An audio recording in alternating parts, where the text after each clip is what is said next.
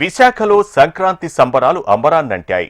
తెలుగు సంప్రదాయం ఉట్టిపడేలా పండుగ సందడి కనిపిస్తోంది. చండిక, గౌరిక, కాళీ, దుర్గా అమ్మవారి ప్రతిమలు, సంప్రదాయ వేషధారణలు, కార్టూన్ బొమ్మలు పిల్లలను అట్రాక్ట్ చేస్తూ ప్రత్యేక ఆకర్షణగా నిలుస్తున్నాయి.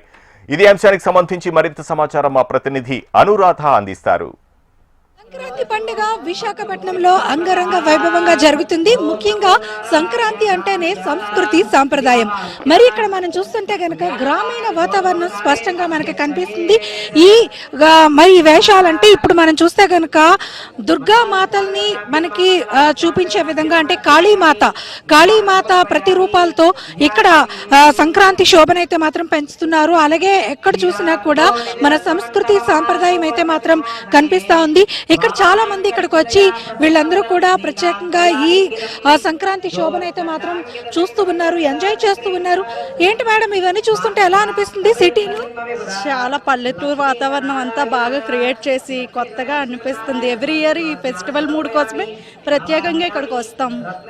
అంటే గ్రామీణ వాతావరణంలో అయితే ఇవన్నీ మనం చూడగలం, కానీ సిటీలో కనిపించదు. కానీ ఇప్పుడు ఈ రోజు మనం చాలా ఎంజాయ్ చేస్తున్నాం.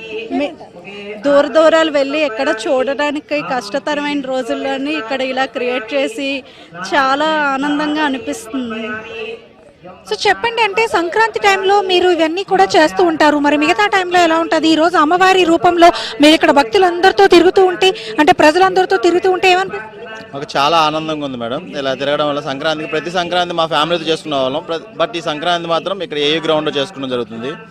అమ్మ, మీరు ఎక్కడి నుంచి వచ్చారంటే జనరల్ గా సంక్రాంతి సంబరాల్లో మీరు కూడా పార్టిసిపేట్ చేస్తున్నారు, ఇవన్నీ చూస్తుంటే ఎలా అనిపిస్తుంది? చాలా బాగా ఉంది మేడం, చాలా ఆనందంగా ఉంది.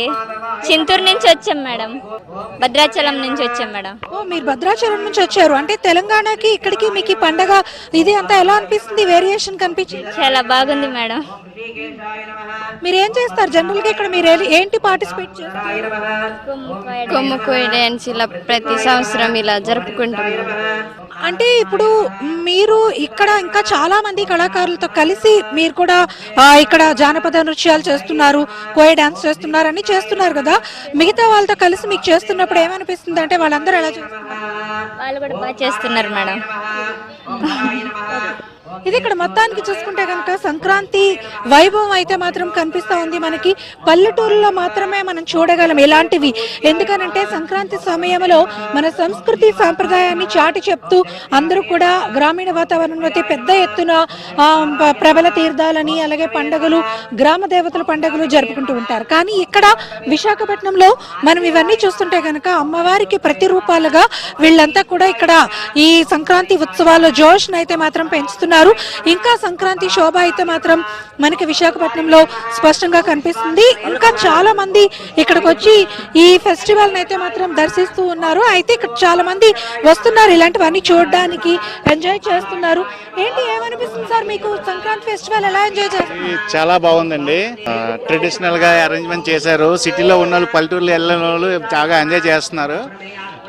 తెలుగుతనం ఉట్టుపడుతున్నట్టు చాలా అందంగా తీర్చిదిద్దారు. మేమైతే గుడ్గా ఫీల్ అవుతున్నాం. పల్లెటూరులకి వెళ్ళినారు, ఇక్కడికి వస్తే ఎంజాయ్ చేస్తున్నారు బాగానే.